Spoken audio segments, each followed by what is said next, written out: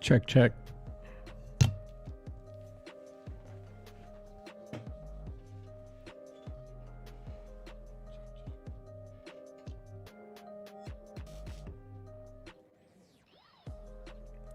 Gains up pretty high.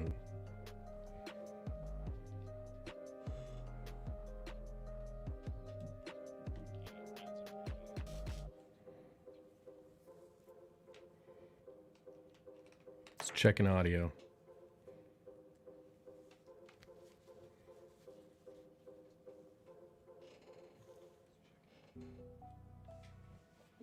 Okay.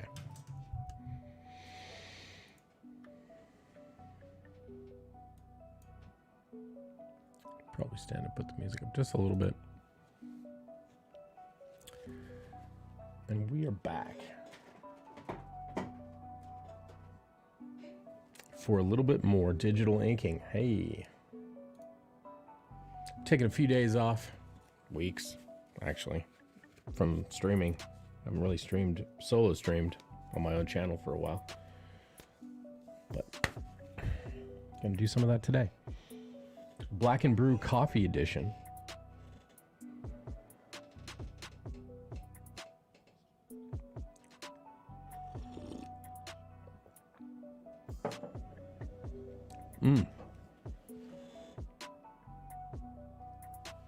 Let's get situated here. Okay, so have this page from the Doorkickers Ashcan. I believe it's called A Walk in the Dark. I talked with Scott, and he had a bunch of pages that are really low resolution that, you know, need to be rezzed up and inked. So I told him I'd do a sample for him just to, you know, put on the campaign if he wants or whatever until he finds an inker.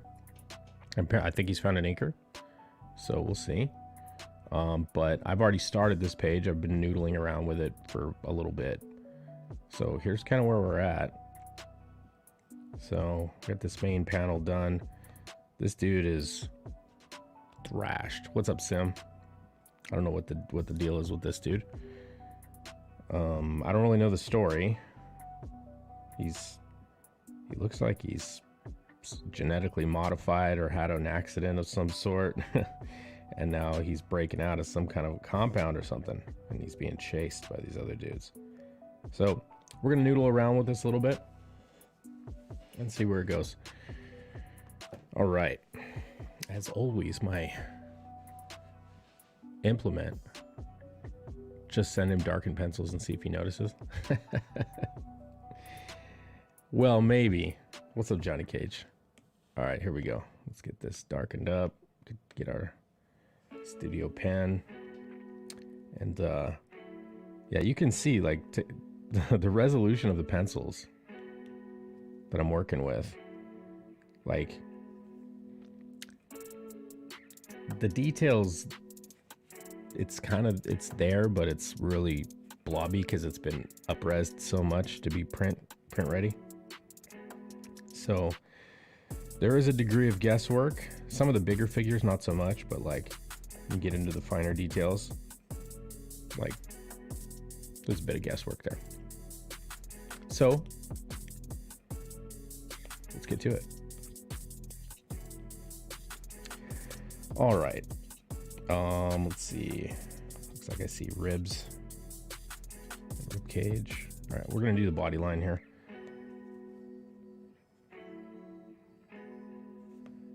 Looks like a thumb.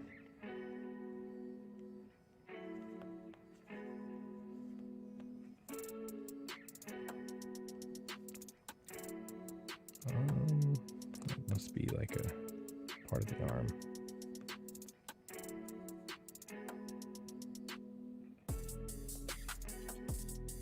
We'll leave a line break there. So forearm.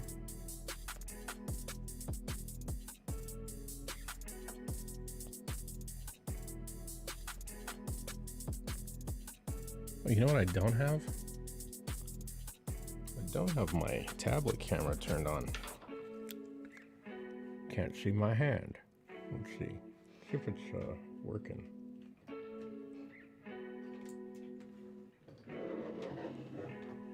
See if I can set it up here.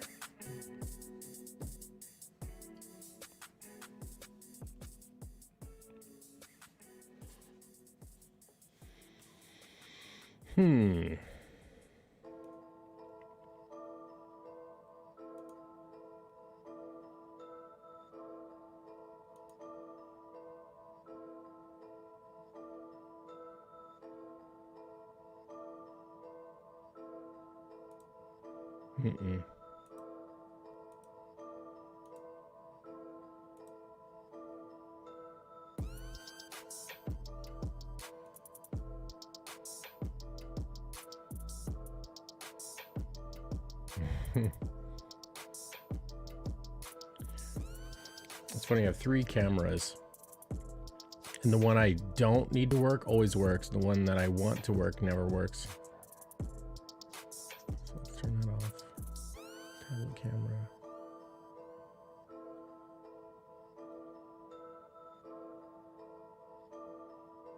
Oh well, I'm just gonna deal with it. I'm just gonna leave it off.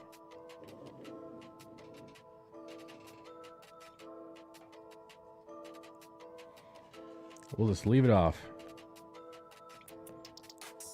All right. Let's see. It's index finger curling around. So we're gonna go like that. Make that underside thicker. Put another line there.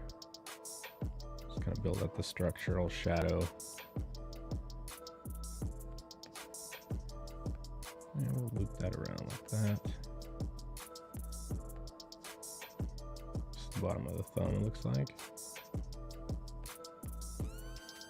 I want the exterior line thicker.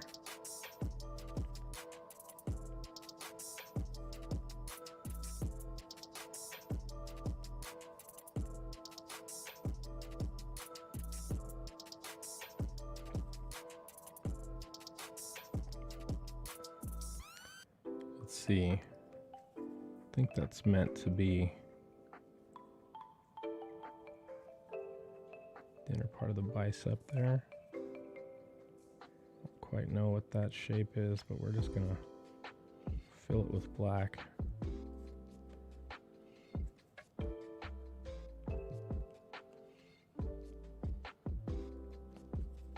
We'll do this, just like a little loop there. Just tell us in which direction your hand is moving at all times. Yes.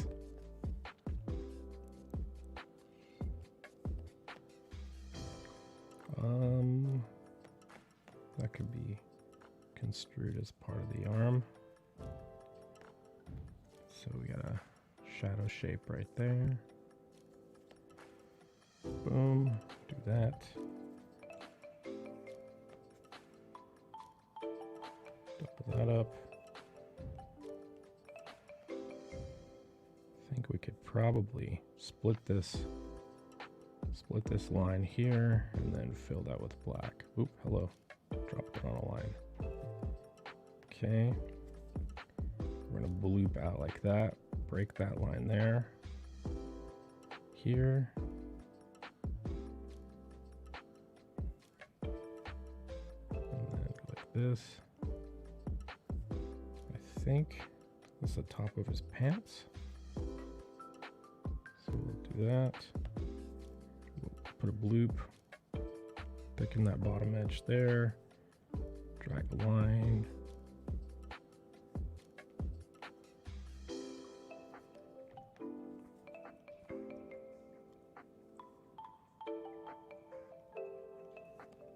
We're just carving this out here. And this external border was just arbitrary. Didn't really fall on anything, I don't think, to make it. So there's just plants and foliage back there. Yo, what's up? Phil Diaz. We're just inking some stuff. Inking. Ink is life, you know. Drag a line thin to thick, and then thin to thick. And then we're going to carve out a shadow shape here. Boom. Drag a fill in that, fill in the bottoms. We're going to swipe some pullouts.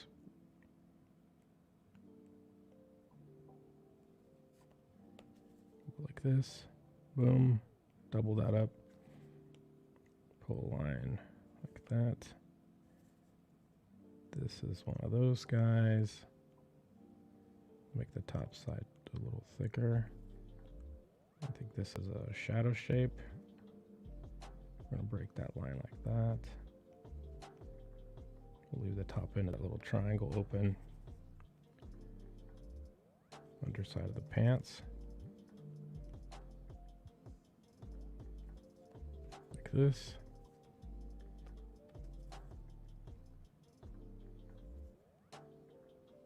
And we're going to go like that.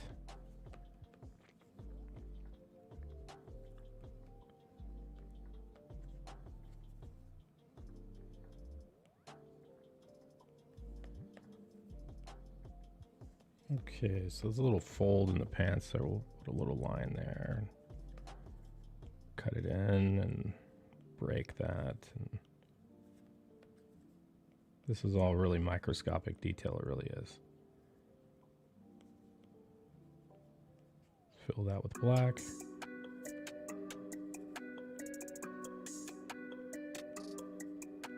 Leave that line broken there.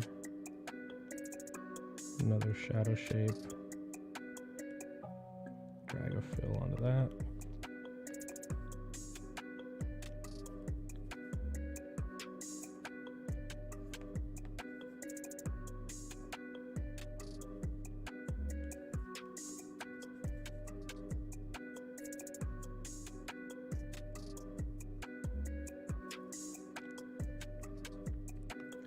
So looks like a little fold in the pant legs there.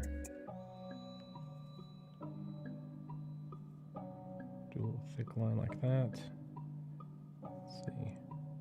Don't quite know what all that is. Make this, fill this in.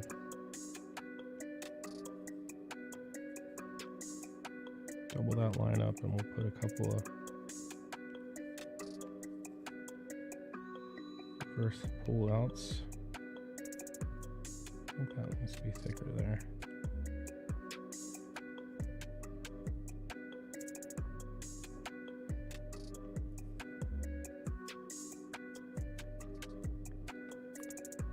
Okay.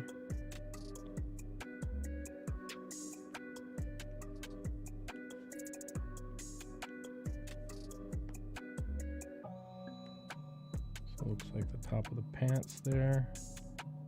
Let's fill that shape in. Do this.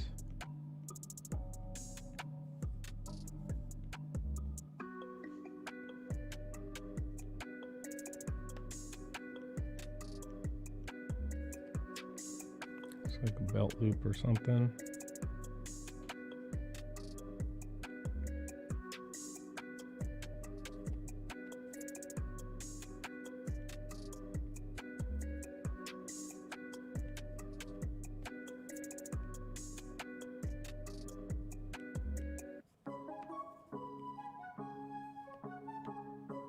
Okay, we've got like some kind of shadow shape there, so it comes down to a point. And probably break that. Let's clean up that edge.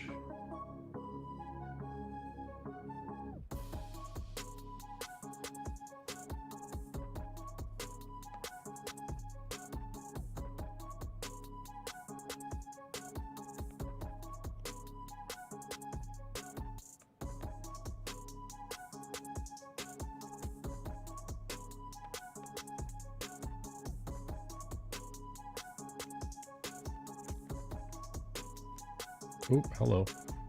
I saw it wasn't closed at the last second, right as I was dropping it. I was like, oh. There we go.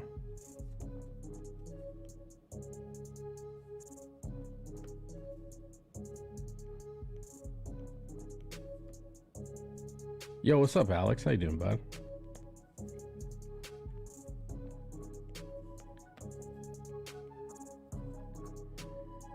Okay.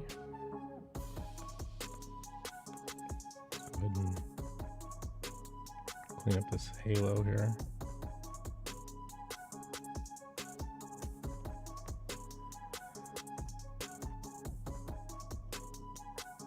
Drag. There we go.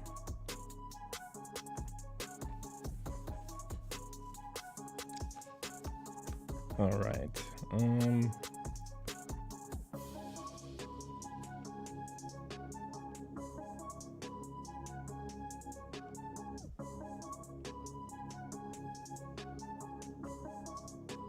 That kind of defines it. I only see 1, 2, 3 fingers there, but you know, maybe we could do that.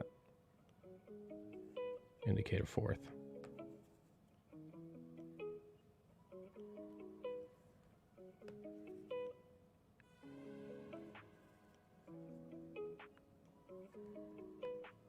Might be a little tight on the hand, but that's okay. Halos don't need to be perfect. Okay.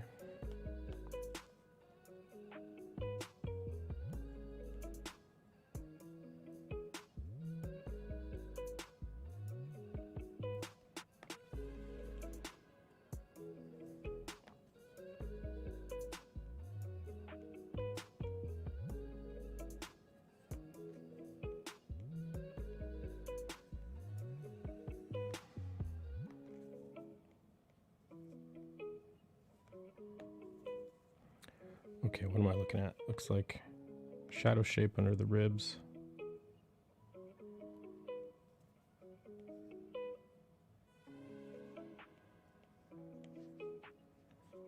Let's fill that.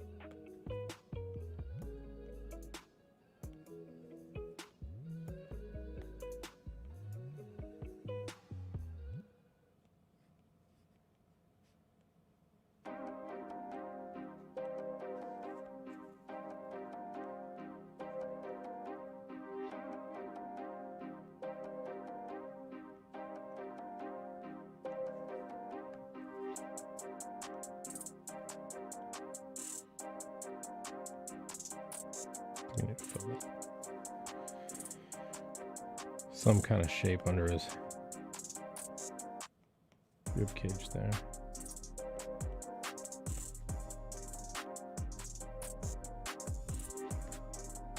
Don't really know what these shapes are. I'm literally just guessing.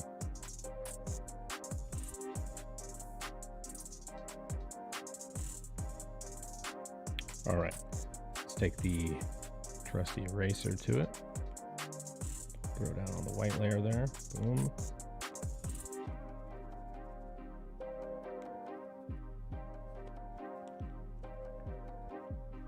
We'll know where we need to thicken up.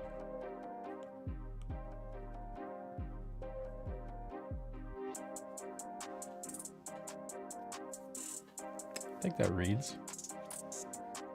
I think it reads. We need to get some brew. Let's get some brew.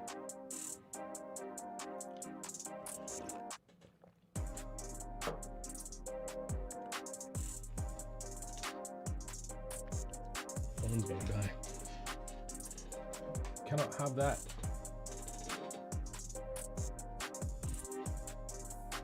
There we go. All right. Now foliage.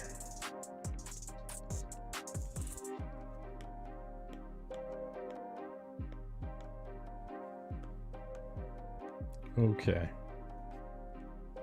Let's go ahead and take the ink layer down just a touch here.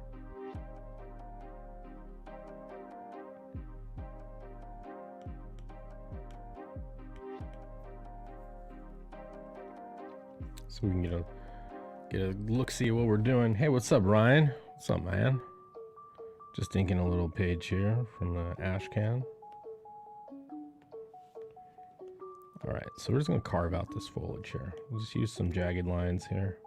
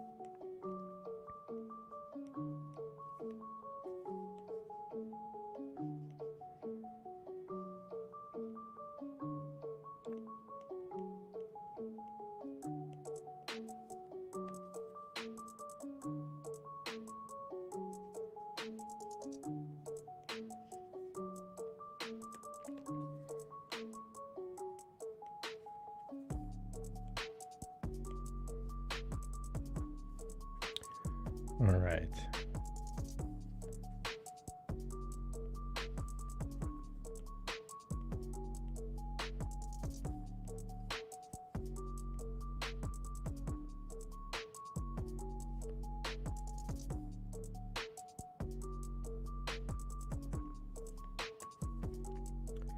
Trick to foliage is you want a certain amount of randomness. You want organic shapes, you want fast lines for practice or for a project.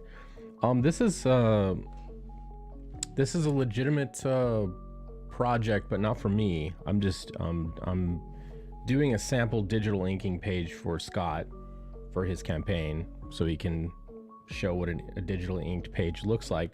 I believe he's found an inker for it, which is awesome, because he'll be able to get it done. And you know, get another cool inked piece out there.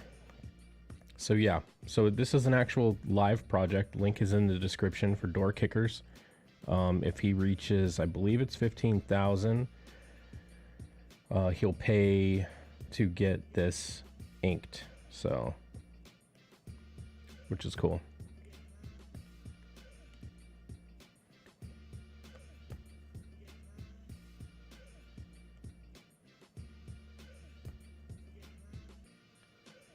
Yeah, I told him I would ink a page for him. So that's what I'm doing. That's what I'm doing. Because a Scotsman always keeps his word.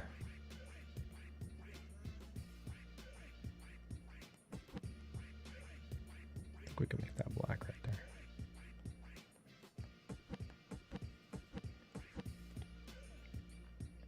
Probably make that black as well.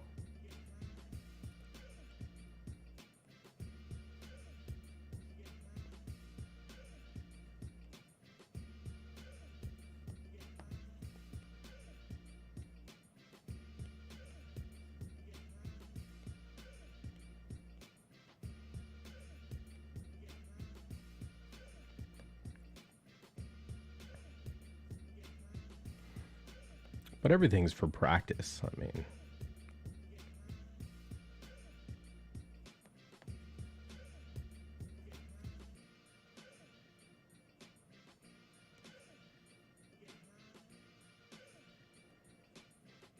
we're working on such a microscopic level right now.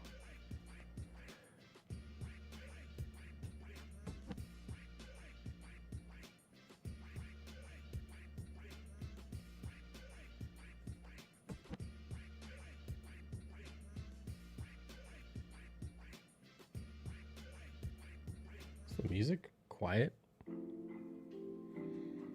Yo, what's up, Mr. Criscow? How you doing, bud? How you doing? All right, I'm gonna put this opacity back to 100%. There we go. I'm wearing my Mario Brothers 1-Up shirt, but the chroma key's knocking out his knocking out his helmet, which is hilarious, by the way. All right.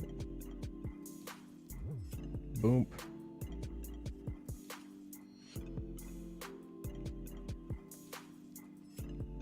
Boom.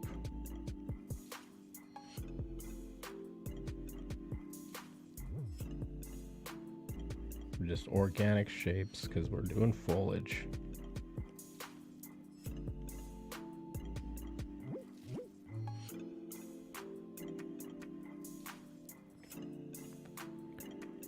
Not really the funnest thing. I think I'm going to skip that for now. Let's go up to this panel. All right, so this dude's face is so jacked up. All right, so we're on the body line. All right, so foreground element, he's obviously the foreground element, so he's going to be the thickest, probably second thickest. What's up, Chris? And then the background elements are what they are. So let's get some line weights here. All right, so first off,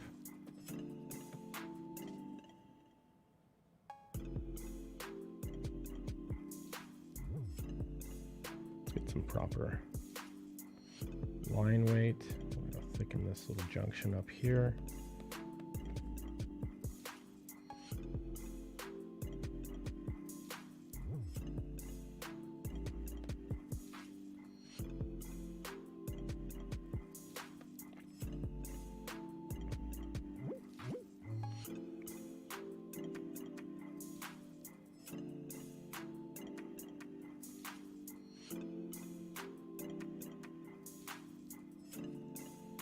Yeah, that seems about right.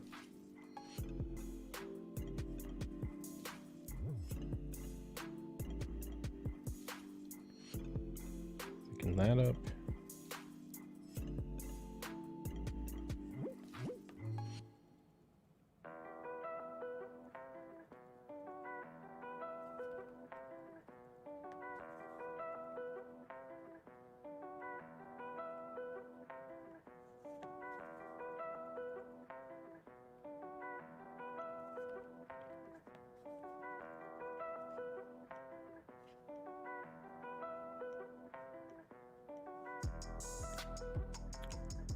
And then put a little tail on the end of that.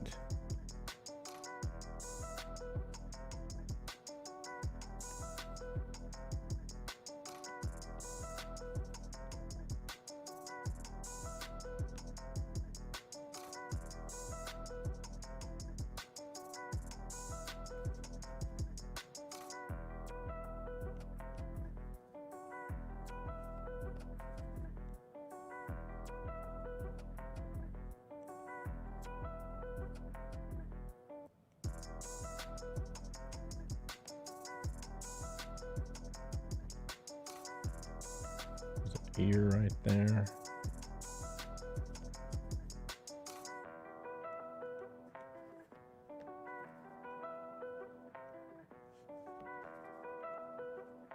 Fill that shadow shape up.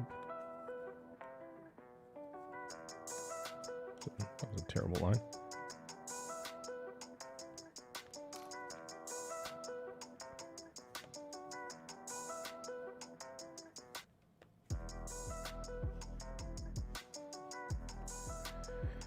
Should it be black?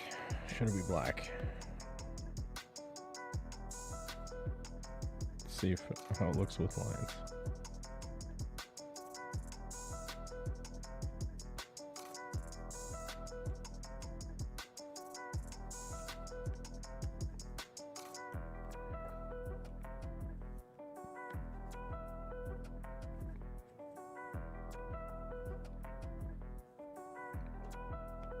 We'll let that be like it do.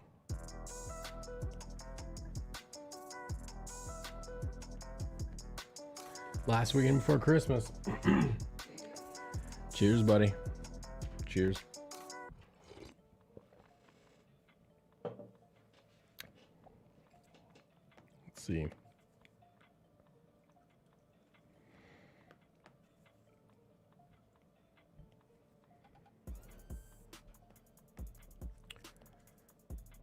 Like that. boom. Go like this.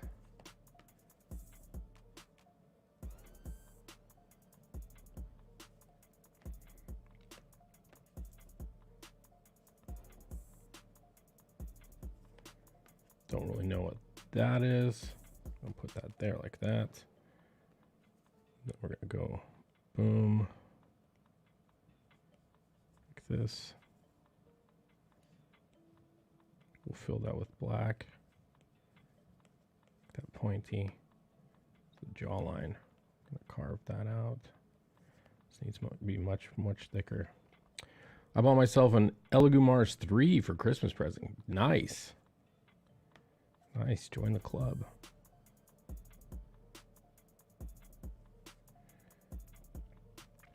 I have yet to print a single thing on mine. Just haven't had time to model anything. I will though.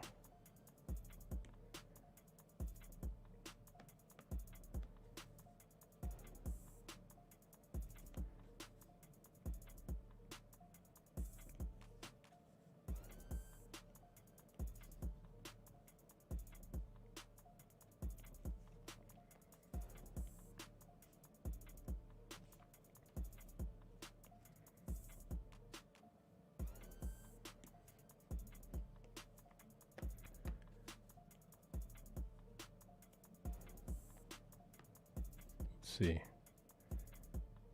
how's that rendered? Looks like we could go thick line like that.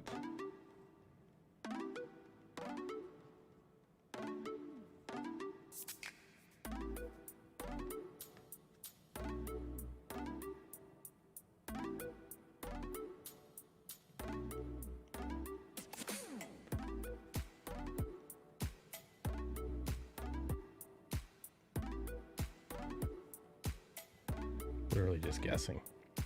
Just throwing rendering lines here.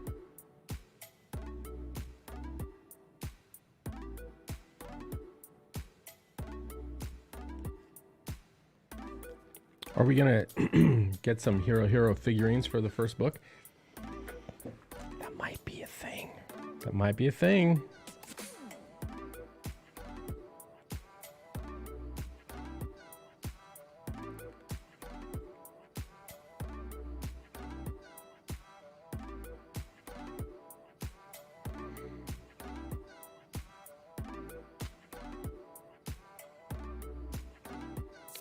I've actually been fiddling around with a little bit of animation myself. It's funny. Simon won't own up to this, but I'll tell him.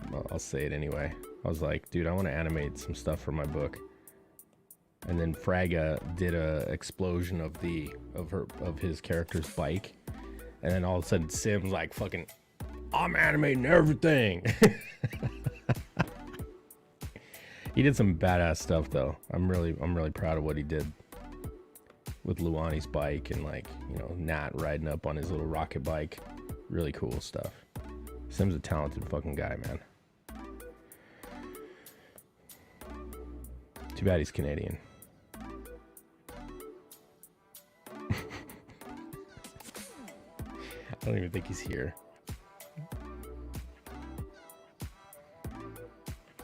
I would have got a fuck you, by the way, by now.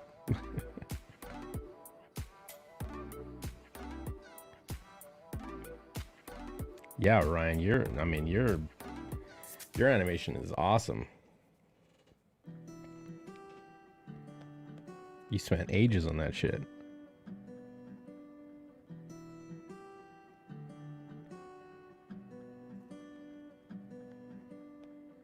Alright, so this is all shadow shape.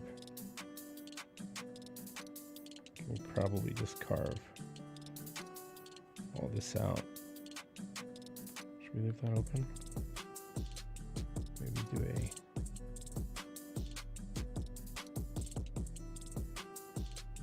a reverse out with that.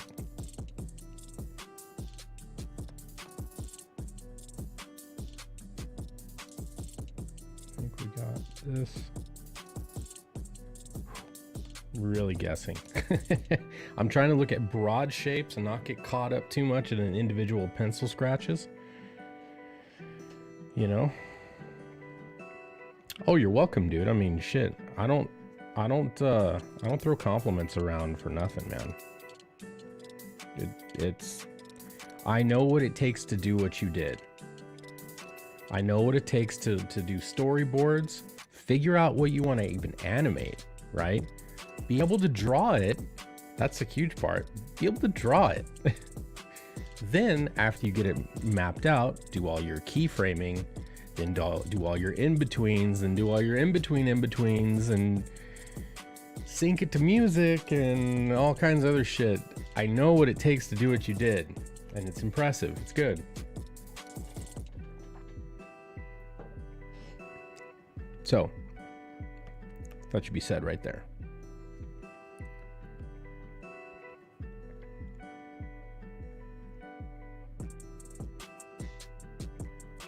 Because I've done a fair amount of 3D animation in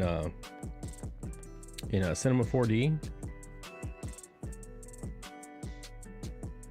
but my stuff has been like, it's been commercial things like animating furniture going together and animating, you know, output from CAD, breaking it up into objects, and then, you know, having a store assemble itself. You know what I mean? That shit where it's not really, I'm not really drawing. I'm just taking objects, scanning them with render maps, and then, you know, moving them around in 3D space and creating, you know, time curves and that kind of stuff.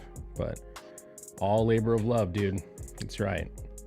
But hey, if you get your story published and people like it and it perpetuates, you know, perpetuates your story, then that labor of love becomes, you know, a meaningful endeavor,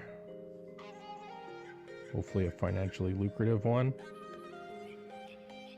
and then you know, helps to fund the next labor of love. And hopefully it becomes financially lucrative, and because nothing's ever set in stone. There we go.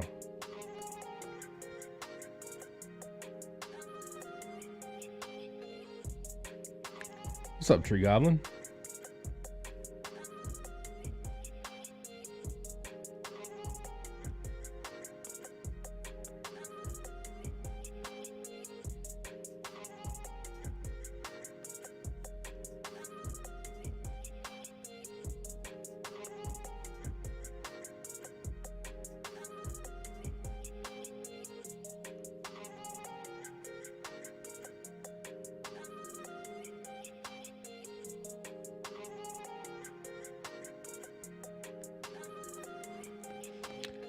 Just trying to figure this out here.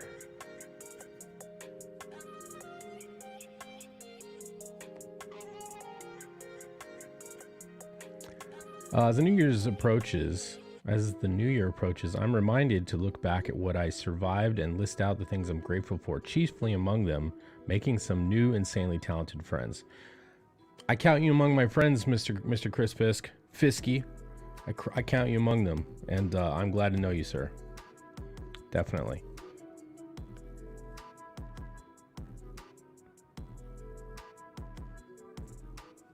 Amen to that, by the way. In the midst of all of the chaos and all of the shit we've been through, all of the mindless bullshit, dealing with people literally turning into zombies in front of us, nothing making sense, the media lying to us constantly, the government lying to us constantly, friends turning against one another, families turning against one another. To be able to make friends with people in the midst of all that, God bless us all.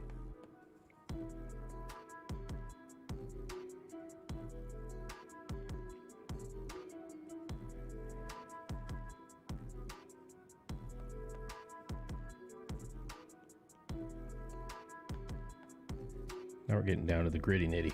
Let's see. Where should that curve? Should that be part of the shadow? Ambient occlusion. Don't forget the coof, man. Who can forget that shit? All right, here's what we're gonna do. We're gonna go like this.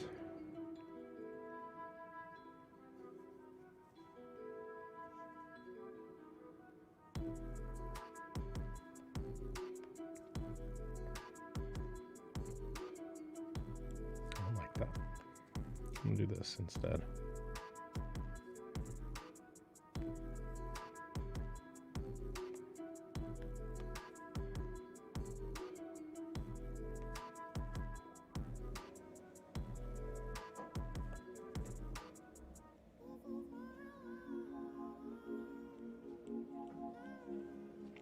A little fatty at the end there. Didn't want that. Here we go.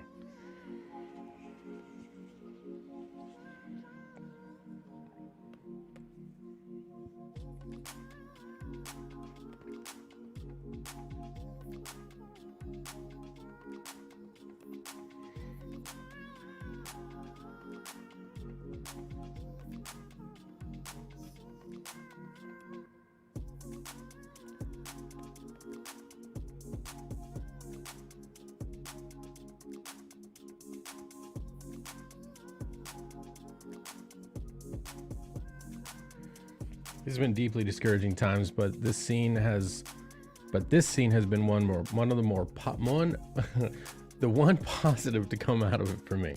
Word, brother.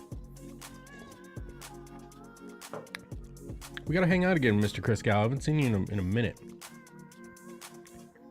Oh, Brian, sir, since you're here, you know, when we do our Ink Slayer studio sessions, when me, Sim, and Inkspots get together and we put all our screens on there and we're all cranking away, we get a lot of dead air. And there are few people in Comicsgate that are able to talk and carry a conversation as lucidly and consistently as yourself. So when we do more studio sessions, I'm gonna be firing a link out to you to bring you on. Just if you're willing to help dispel the dead air. Because, you know, you get a bunch of artists cranking away and it's quiet. It can't get quiet for a long time. So we just have to start a fight with each other in order to get like some lucid and consistent. Yes.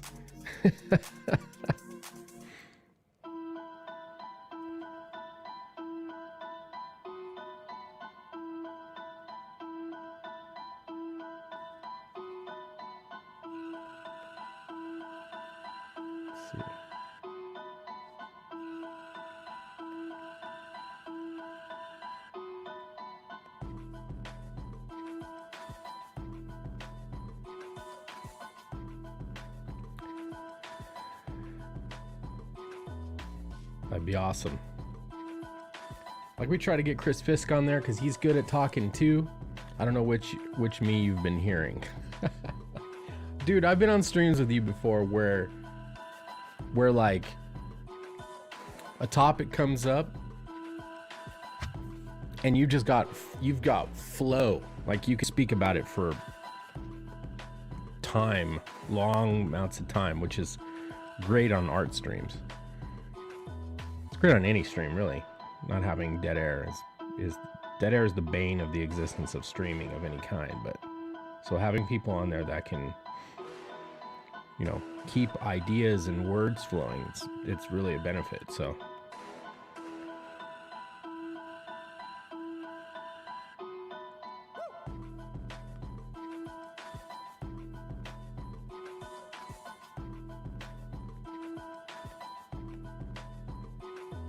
let's double this line up here. Should I start from that side?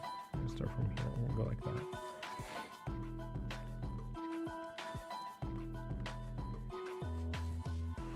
that. I can jabber like a rabbi at a bagel shop. You too, man. You too. Yeah, you're great stream. You're great stream company too, Mr. Fisk. Don't get me wrong.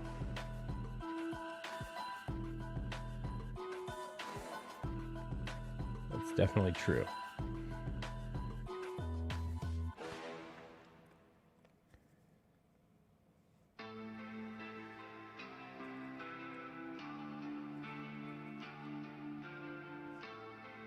Let's thicken that line up a little bit.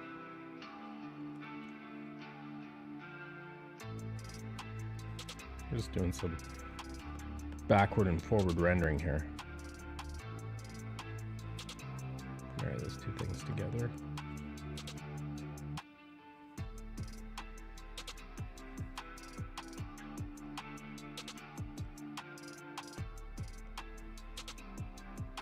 It's gonna get messy. Let's back that up. I'll leave it like that. It's fine.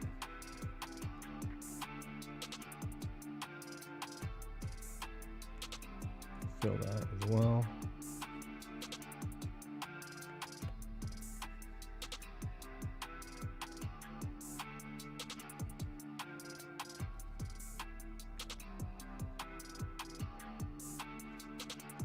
Fill that shape up.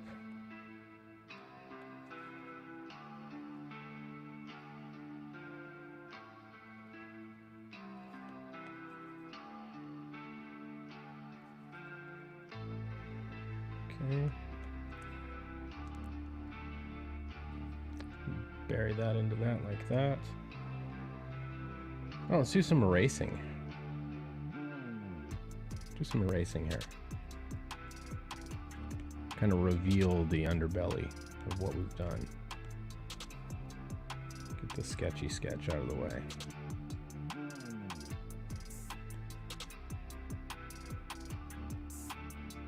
Kind of helps me see what I need to do. The snow has finally come and it's made my morning walks difficult. Fortunately, I have a treadmill and we'll be getting a lot of use out of the next 4 months of white death misery. Oh, that's right, because where you're at, yeah. Yeah, that's gnarly.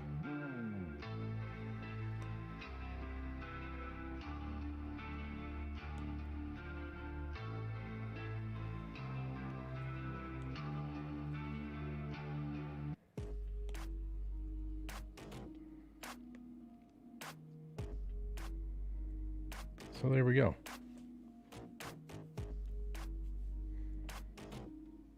Cool. Very cool. All right, we're gonna get the rest of the body line done on this head. Let's see here. Probably do that.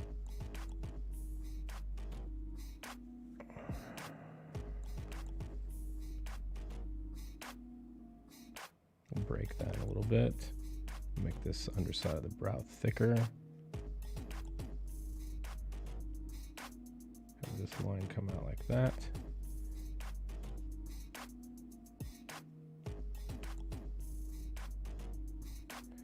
Is that dude's face burned off or something? I don't know. It's something like that. It's something like that. I don't really know the story though. Like, I've seen the whole Ashcan. I selected this page specifically because of this cool action shot down here and like cool action shot right there. So I selected this one specifically for that reason. But I don't know what the fuck happened to this guy. He's like burned or something. Don't forget to take your vitamin D. UV happy light. Ooh.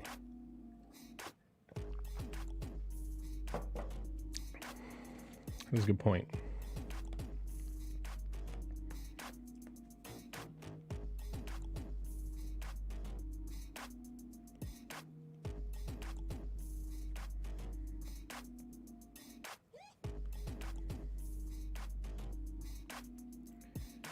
Nah, I think I'm gonna leave that open. We'll do this. Do that. Just to give it a little gradient. That's his ear, the other side of that line there. It's gonna be a fill. All right, yeah, I think that's his ear. So we're gonna do this. Make a bloop there.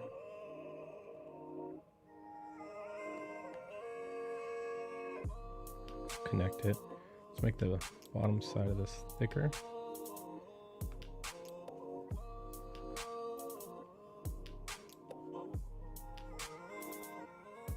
Like that.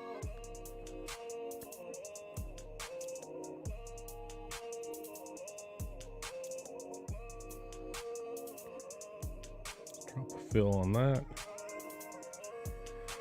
Okay, it's gonna get real sketchy here because this is. Yeah, I'm on 15,000 IUs of vitamin D because it was extremely deficient. Apparently, everyone living in above the Mason-Dixon line suffer from deficiencies from vitamin D. Yikes.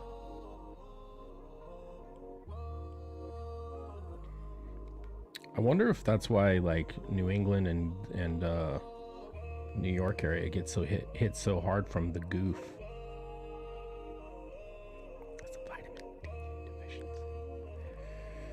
Ooh.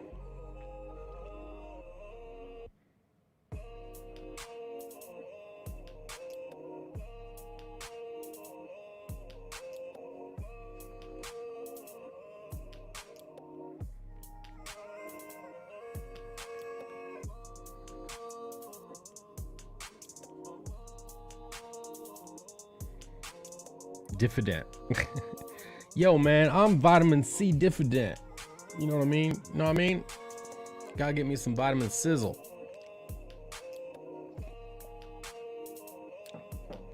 For Rizzle.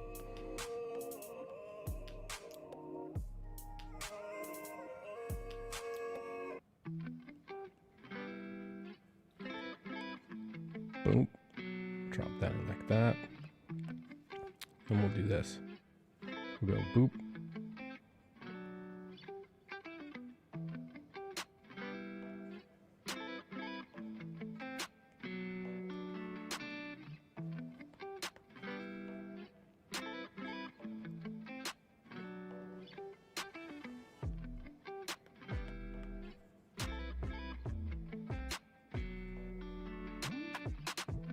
Break that line like that.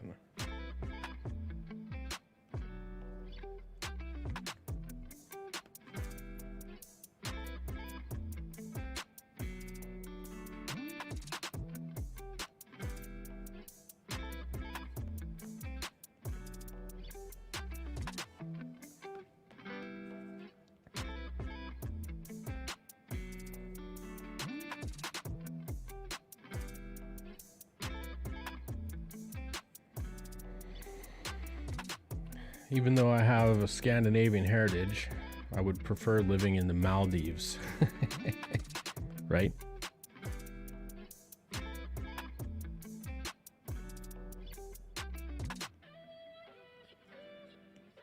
Fill that in.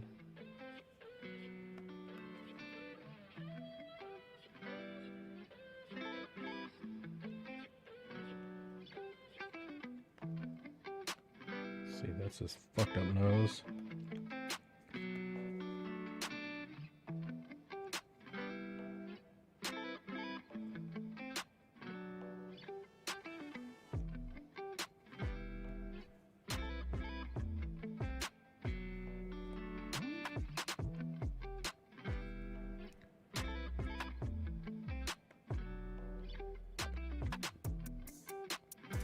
I think that's the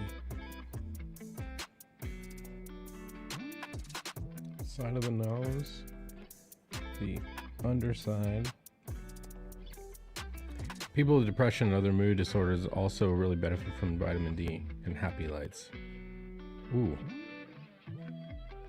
It's true. That is the nostril.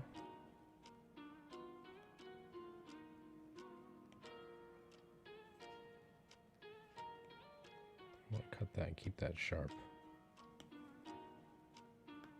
We're gonna put a shadow shape right underneath here. Cut that in like that. Let's double this line up here so it doesn't crowd that shape. Do a fill. And then we'll do this.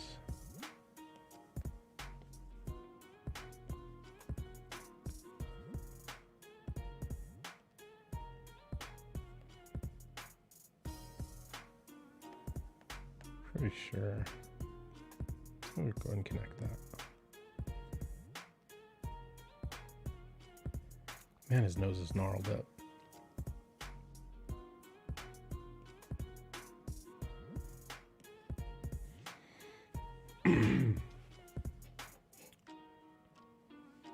Season affective disorder. Yeah. I have sad. What do you have? Sad? What's sad? I'm sad. Oh, okay. Word.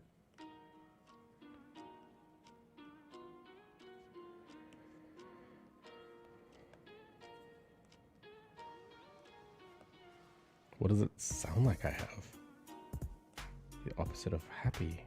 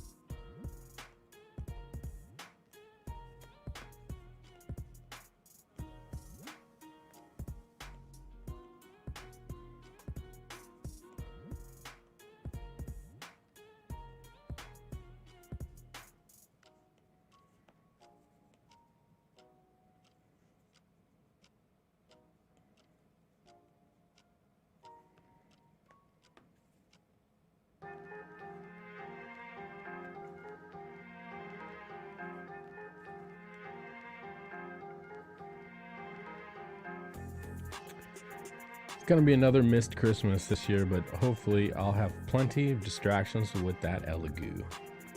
Yeah, dude.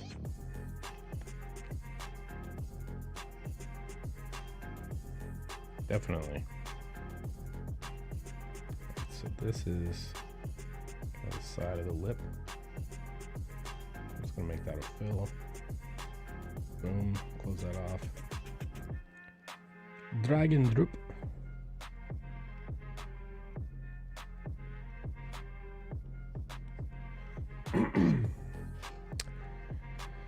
All right, let's see here. Boom, do that. Put a bloop.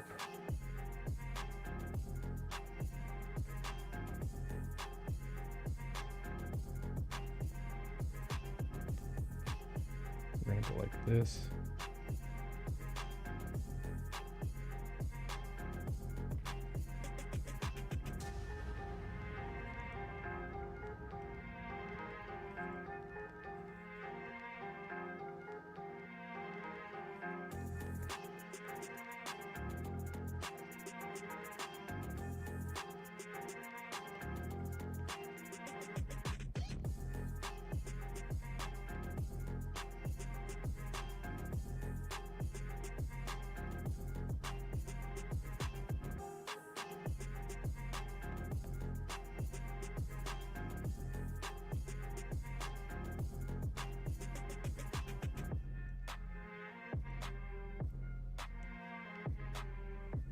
Thank God it doesn't stand for seasonal asshole destruction. Dude. Depends on if you eat a lot of Mexican food or not. Oh.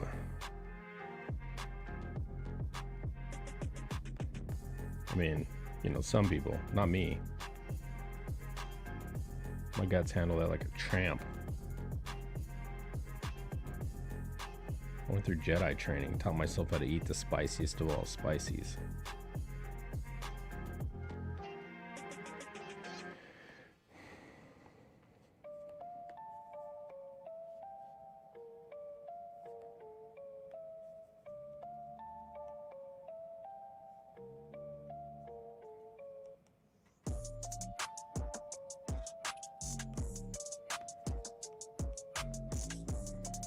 That's Cinco de Mayo. That's right. All right, so this is the top of the eye. Double that line up. Split that, keep that separate. Fill in that little delta there. Then we'll do this. We'll marry them up like that. Fill that in. Do a little double bloopy bloop. Do a dot, break. Curve this around, make it thin. Then touch, dot, double line. Solid fill, boom. Put a second line here. thick, thin.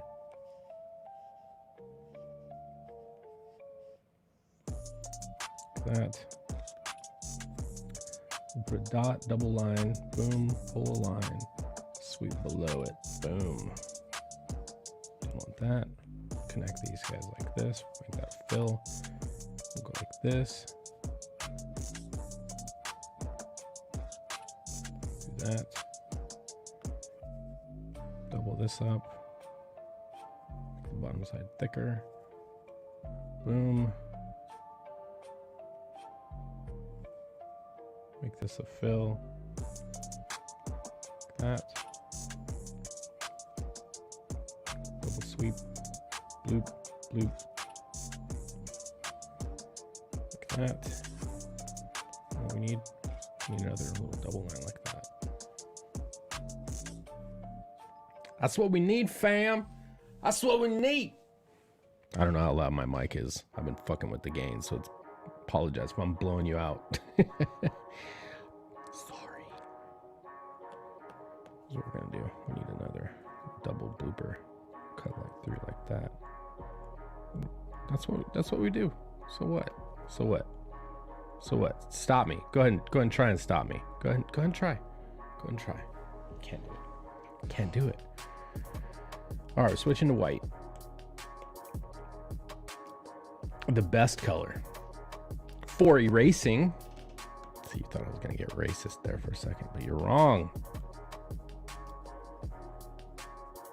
Wait, should I do anything above the lip there? There is more rendering there. Here's the question. We'll skip that for a second. I think above the eye needs more.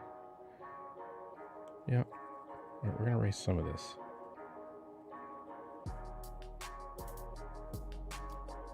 You're not gonna. You have not reached Rini levels, so it's all good. All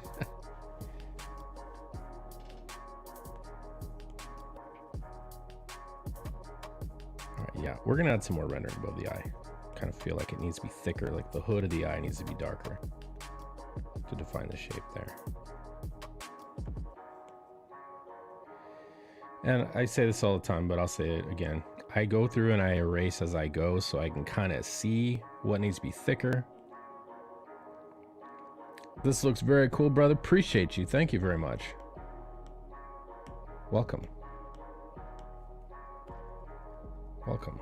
So this is what we've done so far. We've got this head all done. Pretty messed up. And this guy's getting choke slammed onto the ground. Don't know why. This dude's getting back fisted and getting a tooth knocked out of his mouth. So there's that. And then these guys are on the ground. So anyway, we're gonna now, I'm gonna add in some more, a little bit more shading here. We're gonna go like this. Double up that line there. I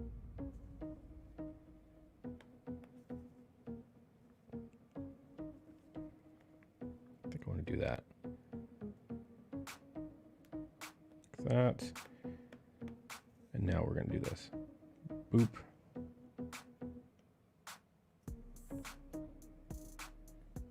Just to kind of goop up his mouth a little bit. Yeah. All right. So this is the upper brow. Oh, there's some kind of contraption in his brain. I don't know if this is I've seen it on other pages. It's like some piece of metal that goes across his face and down into his lip, like starting from his forehead. I don't know if it's a vein or if it's some kind of metal augmentation. There's something going on there.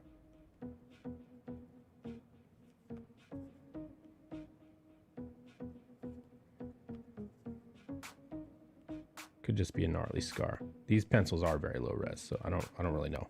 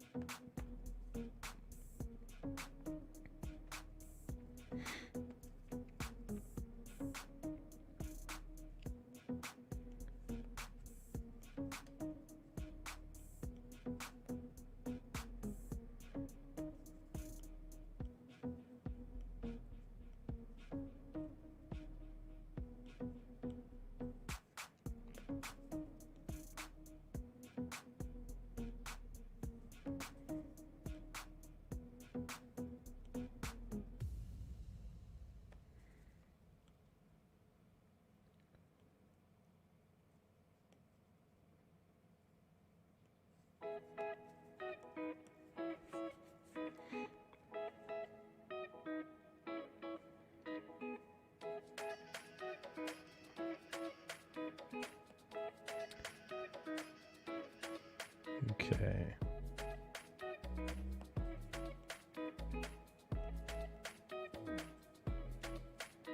We're just carving out some shapes here because this part of his head is all jacked up.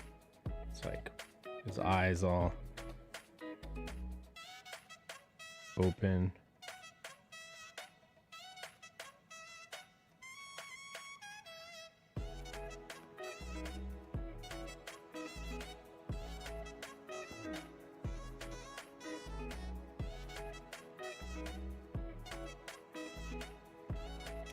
Forgot to mention that Inkslayer site looks awesome. Yeah, dude, Sim did a really good job. Thank you. I can't take even an ounce of credit for it. Sim, like, got it set up and paid for it and got it rolling and put all the content on there and, like, yeah. He fucking beast moded that thing.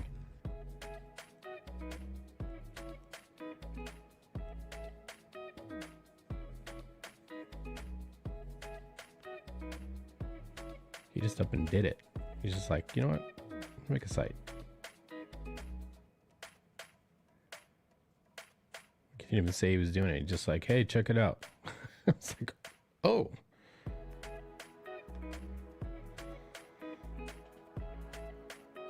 Appreciate it. Thank you for subscribing. So that's how small of a channel I have, that I have a notification when people subscribe to my channel. It's residually left over from Twitch, you know what I mean?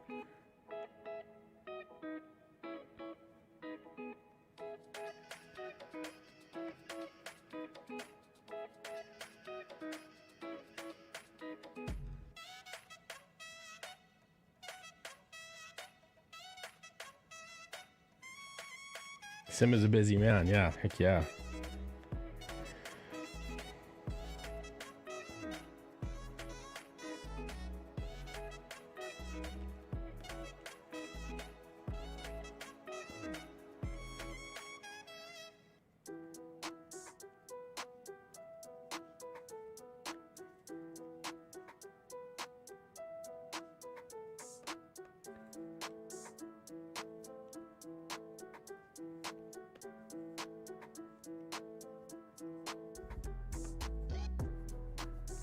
Can't wait to see what Sim and Preston do with Bloodhunt Doc Salem. That shit's gonna be, yeah, it's gonna be really cool.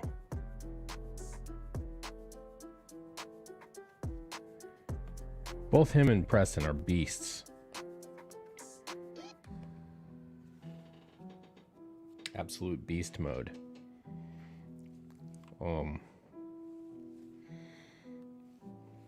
I've been doing a fair bit of drawing too lately.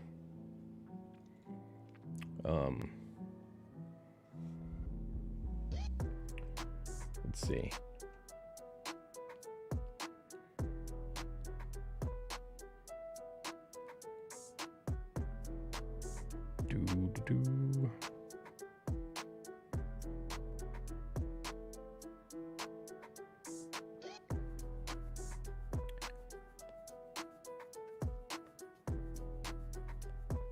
Where's it at?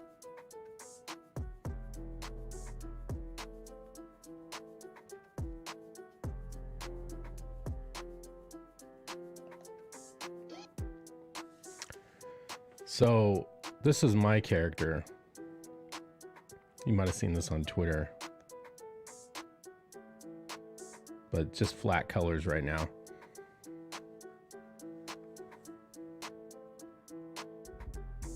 Anime titties, dude.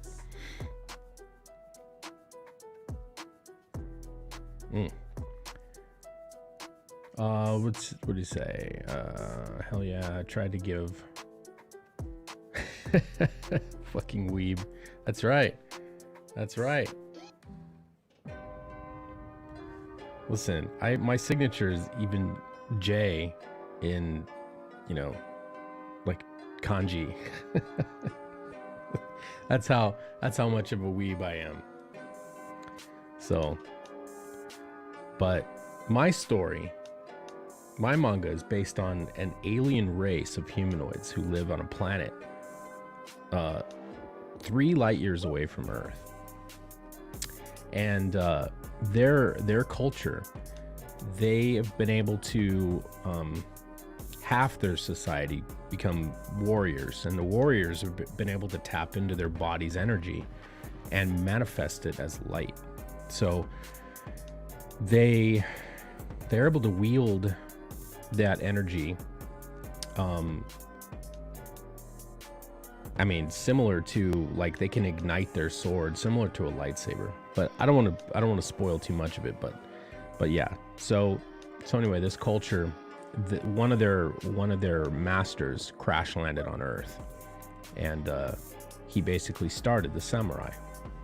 The old idea that your soul resides in your blade, that comes from the planet Lumithia, from this race of people, and this is her daughter, or his daughter, Akari. So anyway, we'll talk more later about that. Proto-weebs, that's right. Proto-weebs.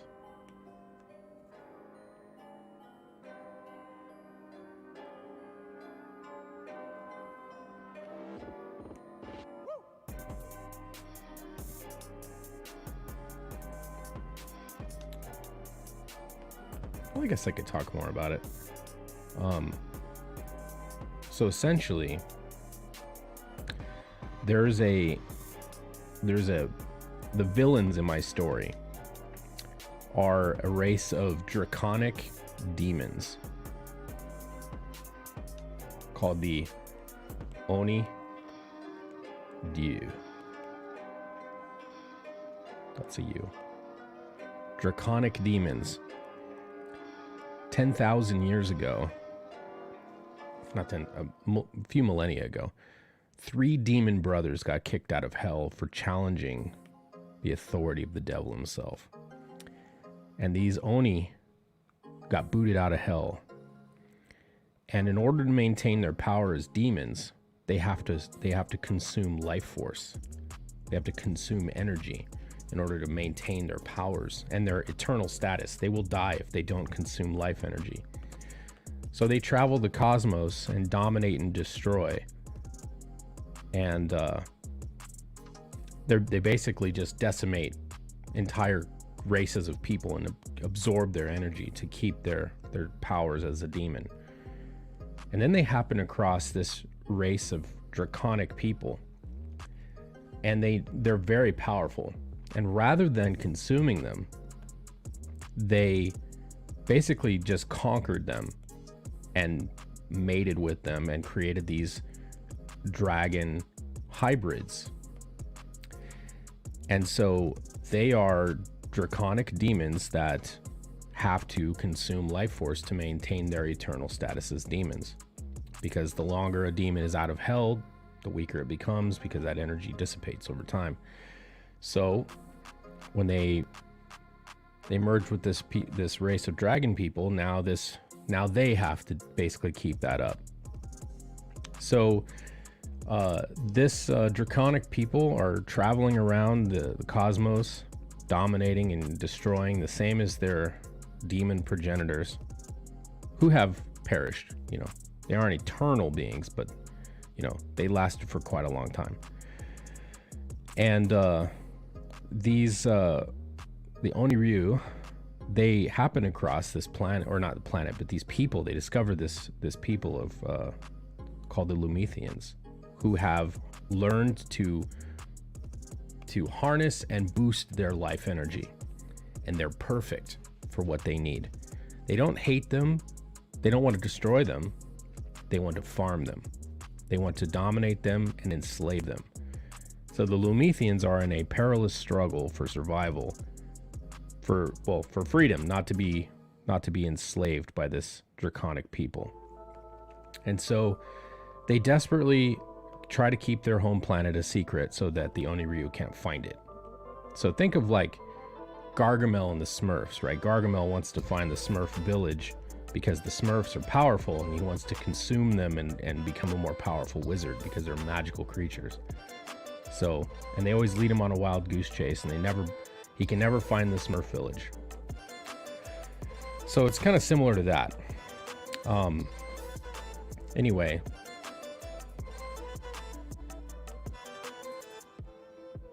the Lumethian society is broken off into two disciplines: the scholars and the warriors.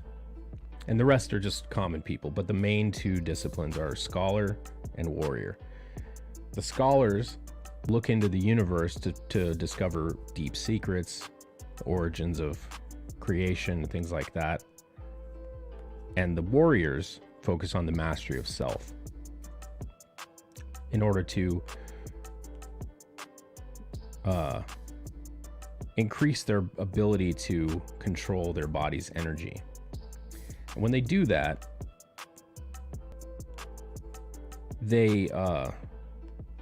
when they become a warrior, they receive a carbon steel blade.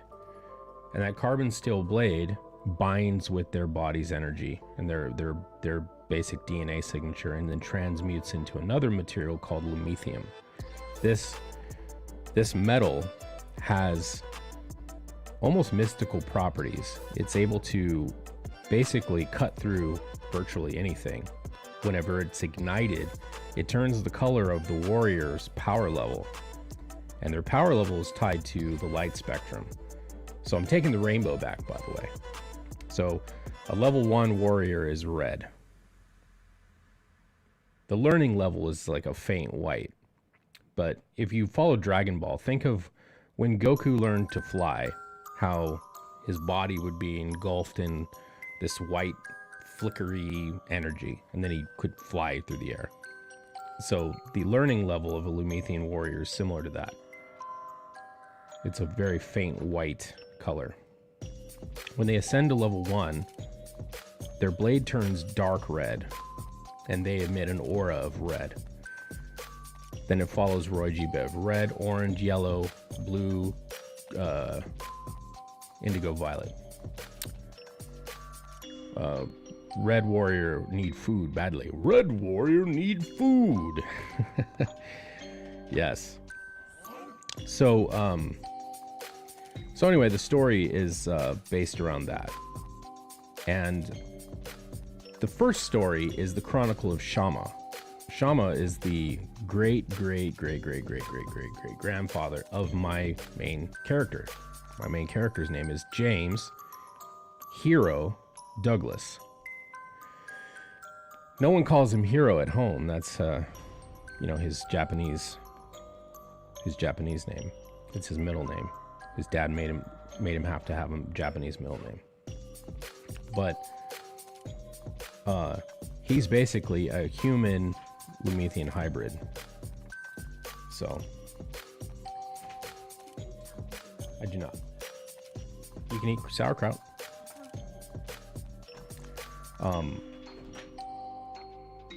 But in the first book, it's all about Violet is the highest level. Violet, well,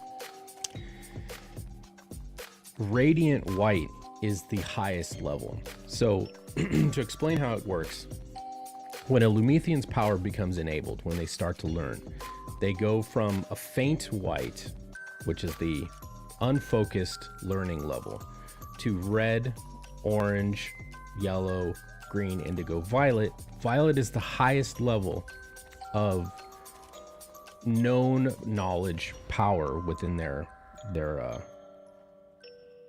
discipline. But there is one level above that. It goes back to Radiant White. It is the breaking of all rules. It's the ascension to, the unfocused, wild, highest power level, because you can utilize all the different colors together. So that's the top. But no one's ever been able to achieve that we know of. What's up, Frankie? But you can tell how powerful a Lumethian warrior is by what color they emit in their blade, from their body. Any Lumethian or any Lumethium that touches them turns the color of their aura. Their armor pieces have Lumethium embedded in the shoulders and in the boots and in their helmet. So that white power will get you canceled. Right. So the thing is, though, when they project their energy through like the plates in their shoulders, the energy like pushes outward from them and pushes gravity out of the way and creates a 0 point, like a vacuum almost, they can dodge into. So they can use the metal that's embedded in their armor in certain key places to help them fight, essentially. So that's an interesting thing. But anyway, so the Oniryu, they are also seeking to get their hands on that metal. Is it like a Tron effect? Kind of, but not quite so digital. It's a little bit more light emitting, rather than like from a source. It kind of just emits. The metal glows, but it doesn't look like neon, that kind of thing. But the Oniryu, they want to try to get their hands on this metal because it gives them raw material to reforge and retransmute. See, once lumethium is melted down and then rehammered into a new weapon, the Oniryu have a weapon called the Foliage, or Foliage, which is it's basically a scimitar. It's a Turkish word for scimitar. So the Foliage, they melt lumethium down and forge a Foliage, and then while it's hot, they have to plunge it into their own belly and quench the metal with their own demonic blood. And that breaks the bond between the Lumethian warrior and that metal, and it transmutes it into soulium. Soulium is the only other metallic material that can cross with lumethium and not be cut.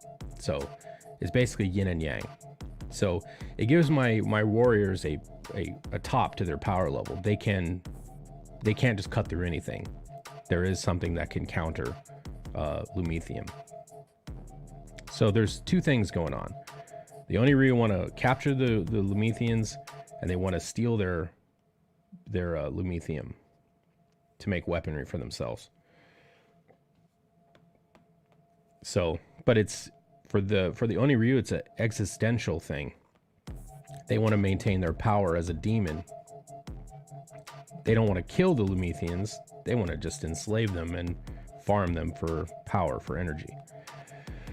So what they do when they capture a Lumethian, they put them in an energy pod and they keep them alive, and they harvest their energy and they charge themselves up with it.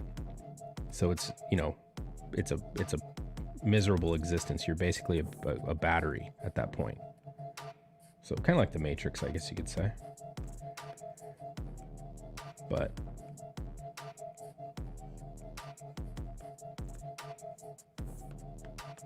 that's my manga story. But the first book, The Chronicle of Shama, is all about my character's great grandfather, what happened to him, and how he ended up on Earth.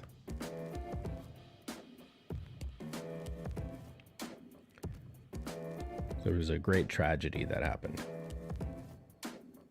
that led him to Earth. And that's what this story is about. The second story is about Hiro.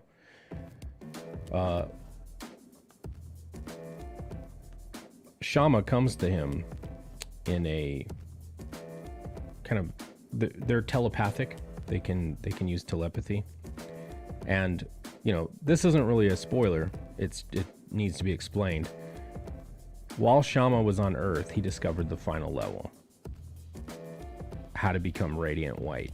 And that radiant white level allows you to pass on to become an ethereal being. And so he was able to transcend time and become a being in the ether. And he's been on Earth watching his progeny grow and live and die and all that. Some were great men, some were nobodies, but he's been able to follow their lives and see each one of his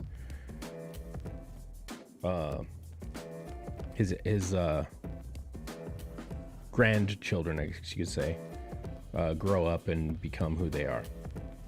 And the thing is about the Lumethian DNA, the way it combines with human DNA is only if a male Lumethian mates with a human, only the male children will carry the Lumethian DNA. So all of his daughters, they're just humans. All of his sons had the potential to manifest this light power. I got to boogie. Much love, everybody. Hit me up with those streams. Word, will do. See you later, brother. So only the boys on Earth carry the ability to become a Lumethian warrior or to manifest these abilities. And Hero is the last of his bloodline on Earth. Everyone else has kind of perished and passed on and like not had sons, and you know, Hero's the last one. So his mother came to America and met an American man. They had kids, and you know, Hero was born. So essentially in the next Hero book where you meet Hero, he's gonna be under peril. So this one's the Chronicle of Shama. Hero is the narrator. In the next book, Shama will be the narrator.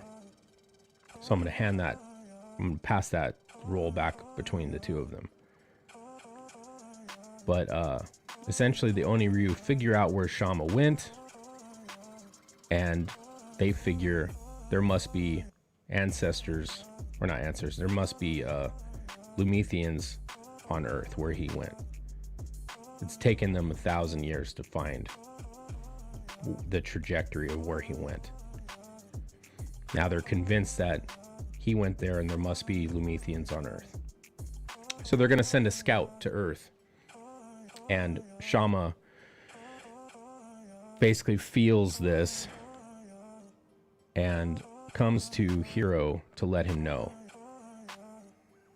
And on his 18th birthday, he appears to him in a psychic, I guess you could say, situation, as he's getting ready for his birthday party.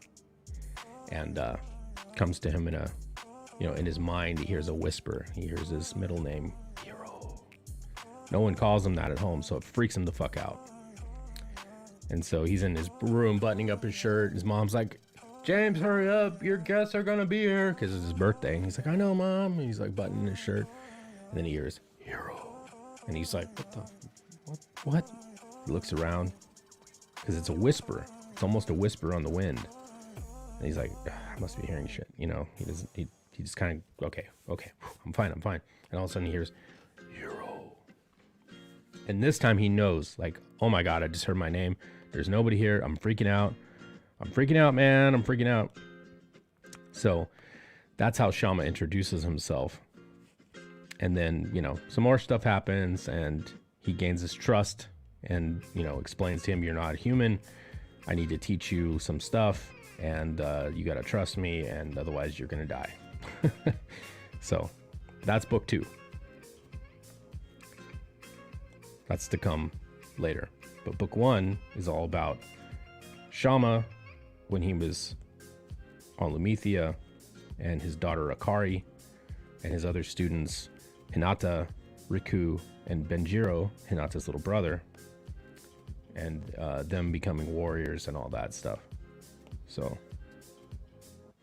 I started with almost a prologue book instead of the main story.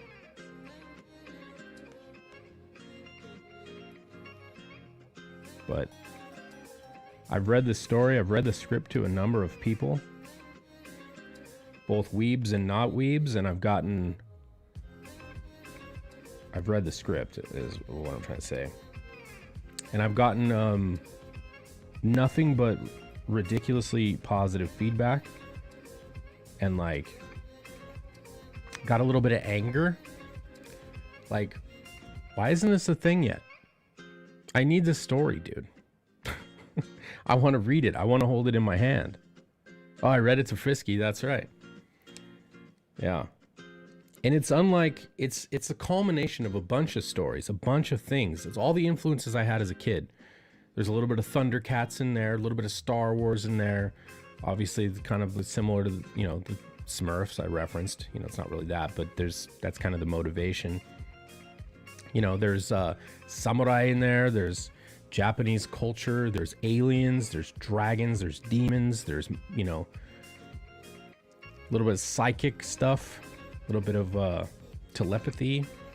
No telekinesis or anything like that. No force stuff. Not like that. But,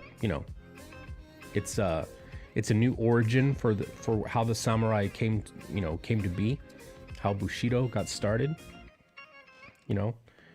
all kinds of stuff. So yeah. Anyway, there's that face. Yikes. That's one ugly mug. That's the one ugly dude. Ugly guy. Anyway, let's get back to this. All right, so we've got this cut for the deltoid here.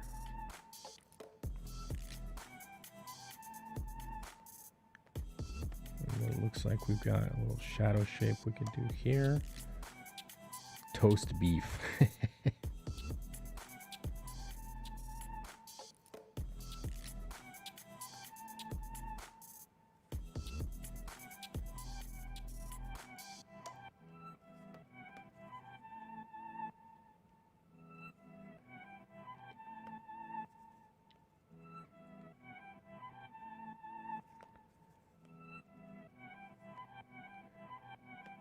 They're like markings or something.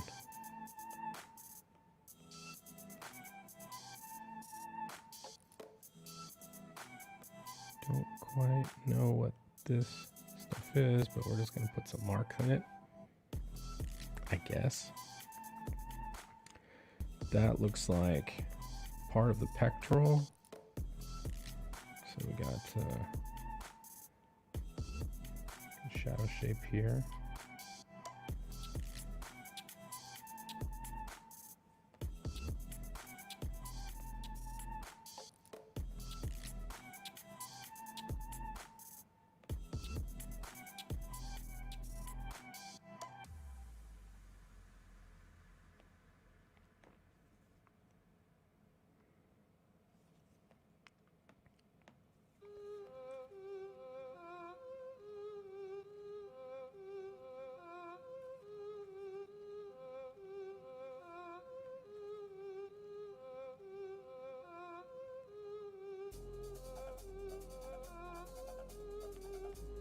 Don't really know what that is. We're going to double that line up.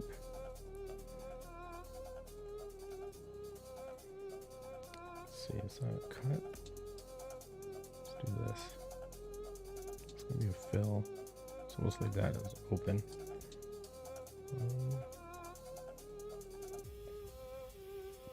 Let's erase this a little bit. We're going to cut this back in like that.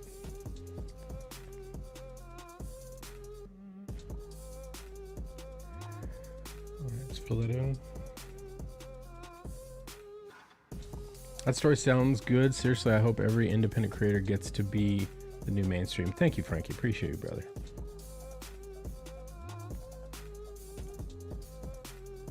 Like, I can already see it as an anime already. I can see the battle sequence and animation. I can see it all.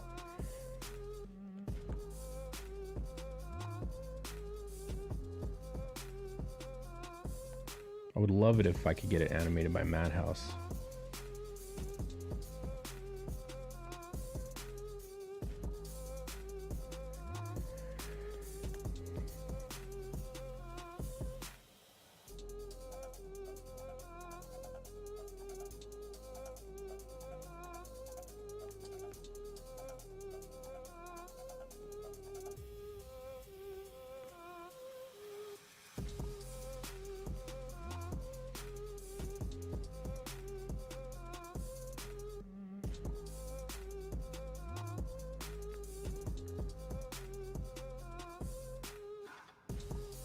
Indies are saving me from a deep depression caused by hateful propaganda in our hijacked media. Visualize to materialize. Yes.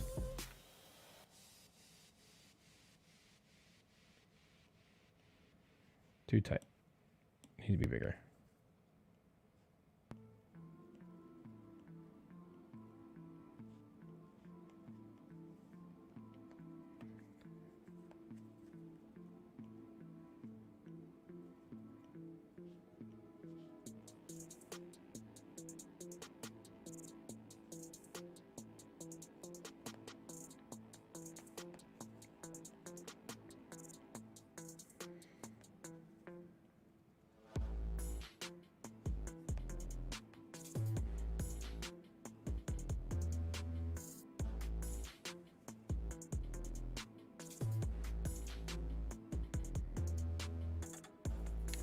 This is stitches or something.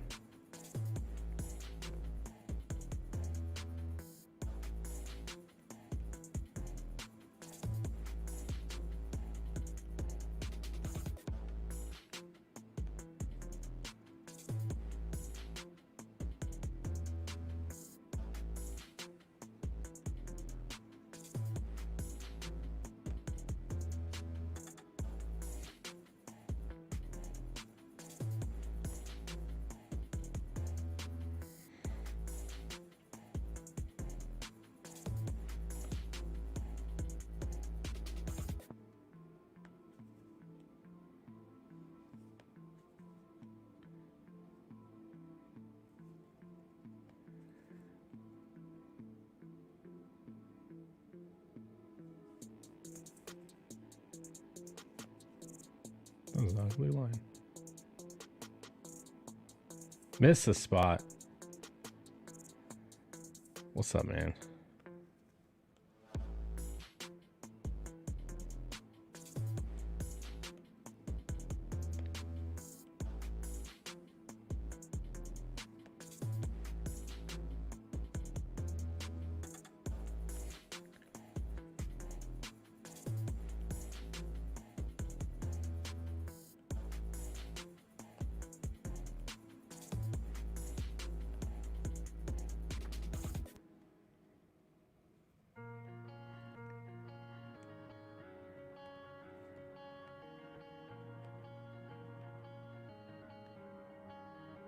Such a tiny panel.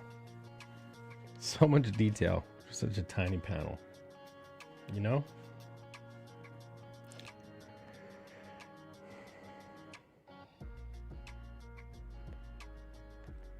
See, I don't know exactly what this is. It's some kind of arc.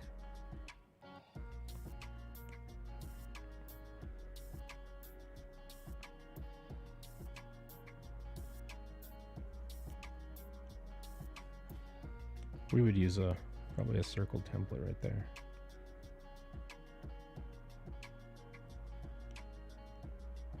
And a micron, more than likely.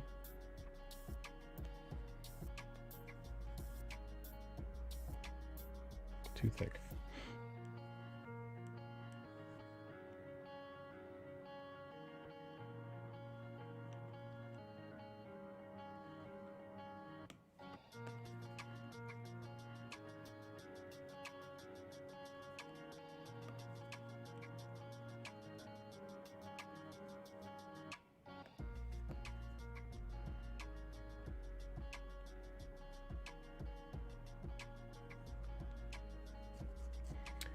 What was the monster's pet name? Pet's name?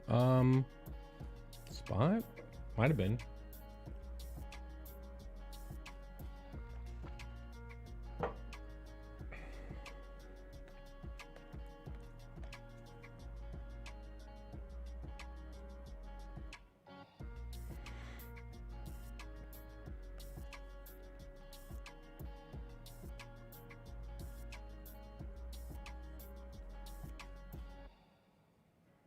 No, that's my Pandaren monk. Yeah.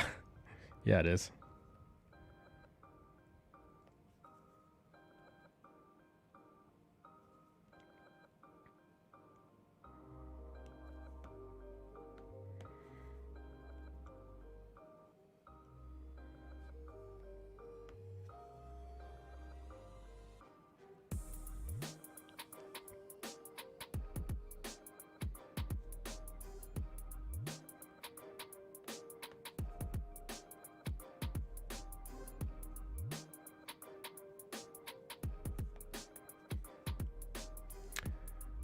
Cerberus is ancient Greek for spot. Hades literally named. Oh yeah, yeah. Yeah. I saw that before. I thought that was funny.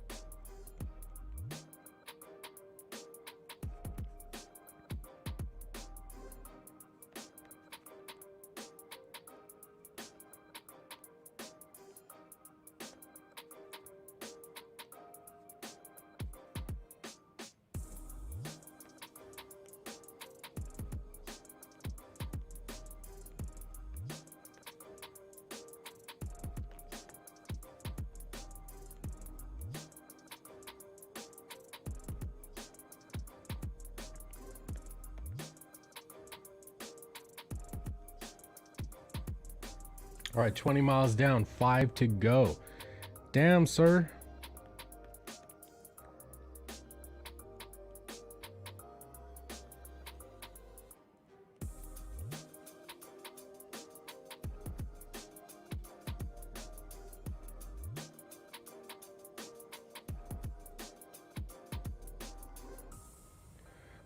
That's because Hades has a sense of humor, like Caligula naming his horse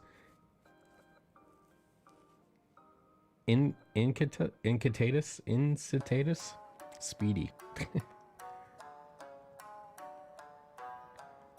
That's hilarious.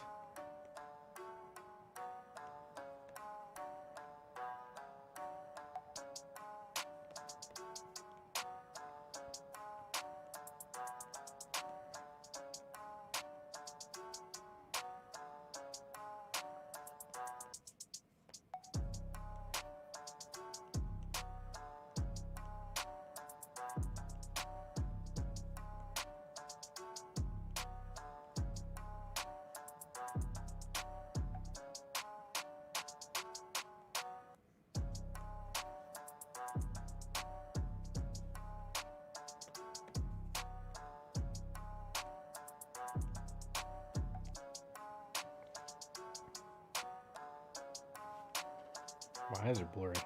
Oof.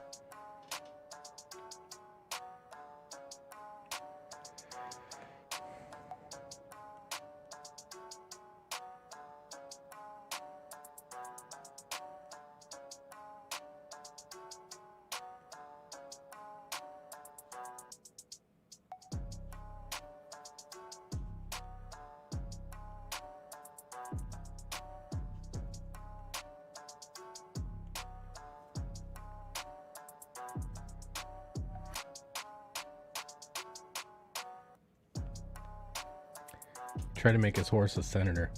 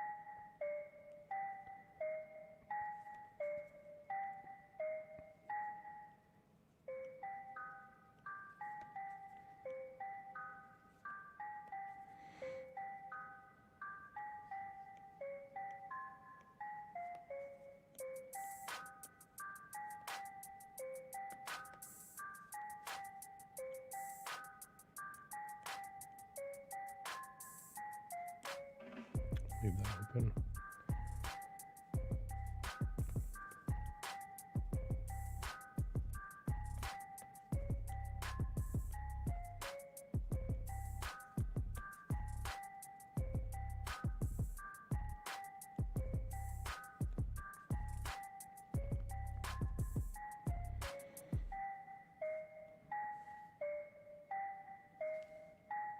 Okay.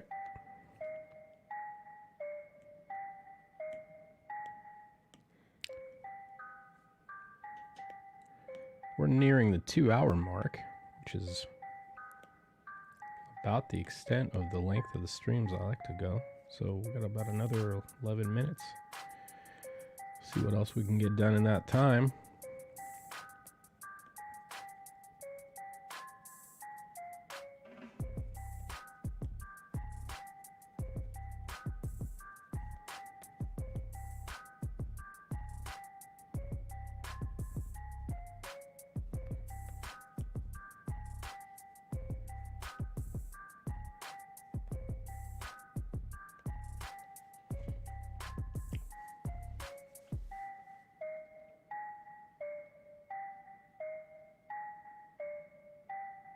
It be what it do, man. Mm-hmm.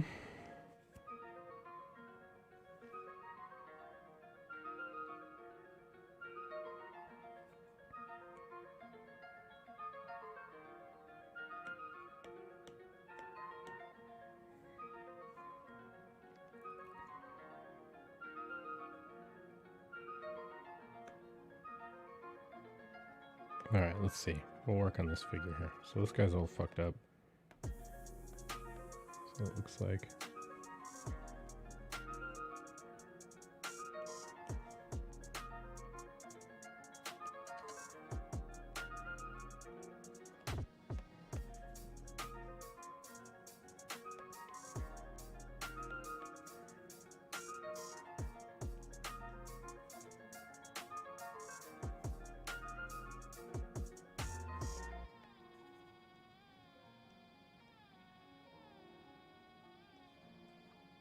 Throw that in there, make that black.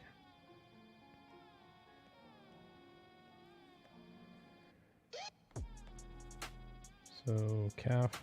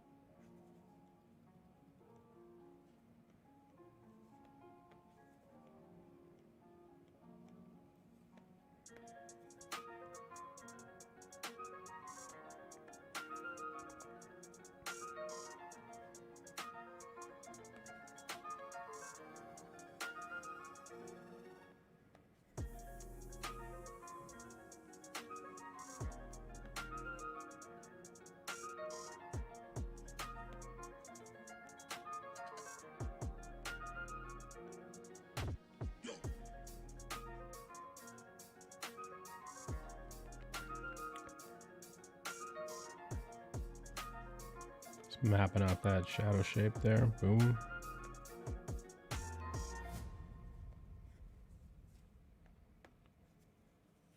So this is him laying on the ground.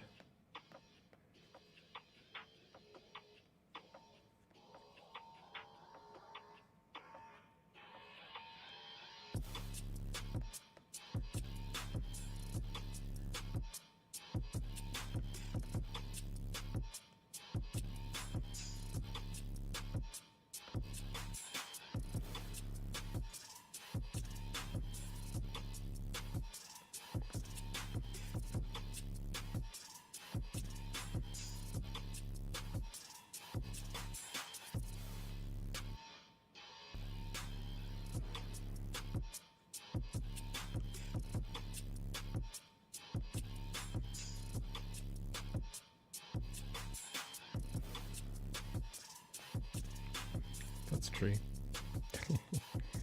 Stay on the figure.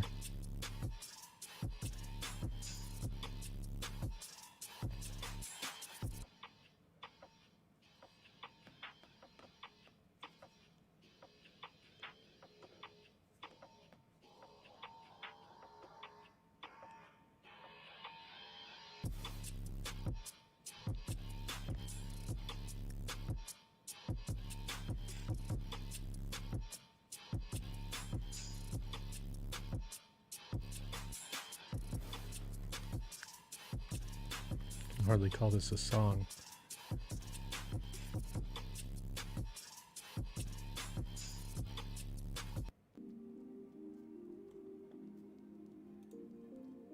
It's better.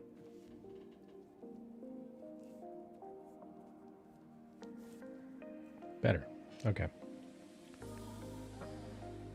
Let's see. So this is the other part of the pant leg.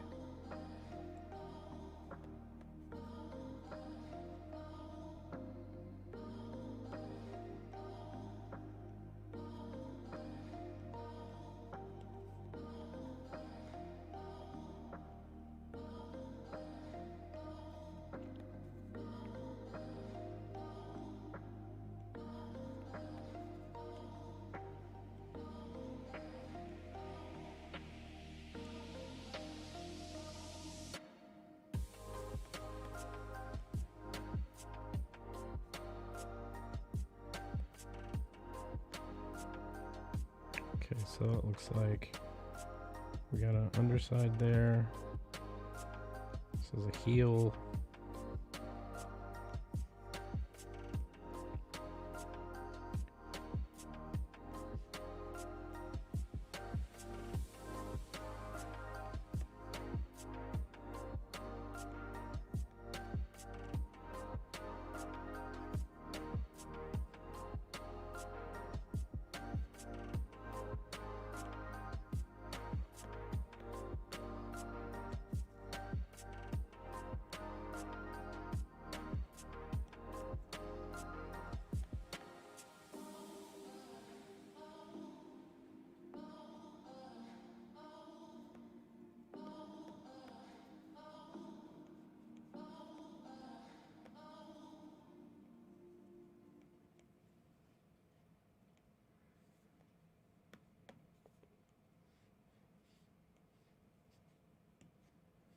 It's a shadow from the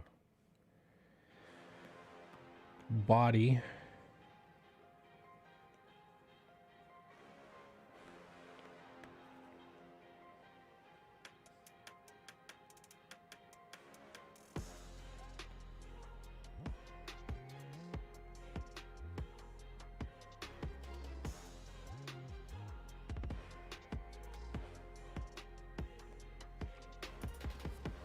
Some blocks on the ground.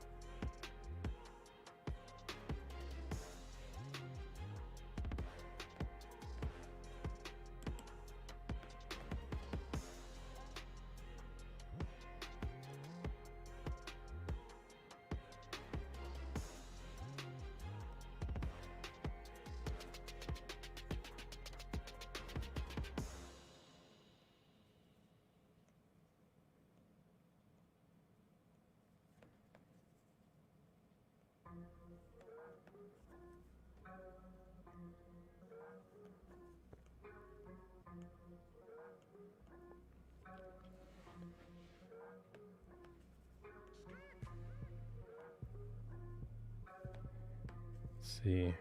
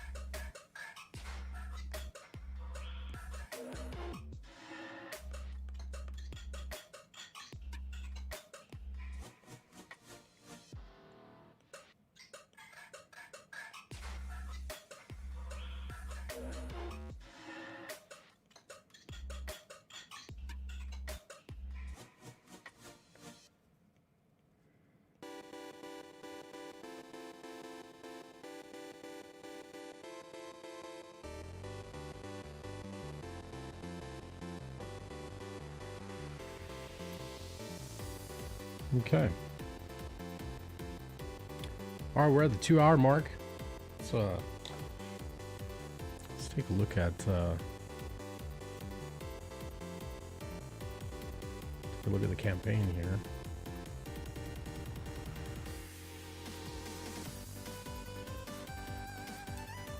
We can it?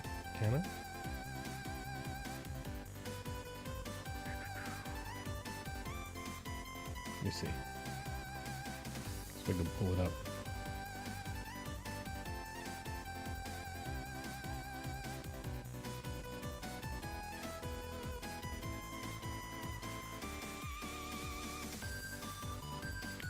Okay, I'm on my iPad, so it's cool seeing it come together. Yeah, man, appreciate it.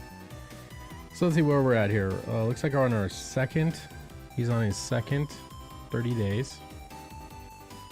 72 minutes, 26.5 miles. Nice. Dude, that's respectable, brother. 185 backers, 22 days left on the second 30 days. This is book 2, so this is not the first campaign for Scott. I think he's also co-writer on Peregrine with Optimus Deadpool, and I think Piper was involved in that too. I don't know exactly the whole team, but so there you go. Looks like a cool military story, like some little bit of zombie stuff, some like supernatural stuff. So this is the Ashcan. So it's a walk in the dark. Doorkickers looks gorgeous. Yeah, looks pretty cool. So the Ashcan will get inked, I believe, if we go down here. What is Indiegogo doing this? Putting other people's streams on people's campaigns. Some weird shit, dude. So some sample art, pretty cool. Get down to Walk in the Dark. 20-page one-shot Ashcan. I've seen all these pages. I picked page 8. Where's page 8? Page 8. Here, right in the middle there. That one. That's the one I'm working on. Had some cool action, so I picked that one. If we go to the stretch goals, so at 15K, that's where the Ashcan gets inked. 20 penciled pages of the Ashcan get inked. So he's on his way. He's on his way to it. If we go back to the top, blah, blah, blah, blah, blah. So he's at 13-2. So good luck to him. Hopefully he reaches it, and much success. I appreciate you all hanging out. Thank you for the subscriber. If you haven't subscribed, I'll be streaming a lot more coming up. So I'll be doing some video game streaming too. I've got an itch to play some Minecraft, which is weird. I know. Modded. Okay. So there's that. Let's see. Yeah, that's crap on my camp. That's crap. That crap's on my campaign too. Who the fuck is this? Right. Exactly. I don't know. I don't know what the deal is, man. They're doing what they do. Anyway. All right, I'm going to get out of here. Appreciate you guys. Take it easy. And I'll see you again. Hopefully Wednesday. Well, with the holidays, I don't know what the streaming schedule is going to be. So I'll be on. I'll be about. You'll see me around on Twitter and all that. Yeah, that's another thing. Follow me, Scotsman TV on Twitter, on Twitch, YouTube. Obviously, you're here. Subscribe if you aren't. Appreciate it.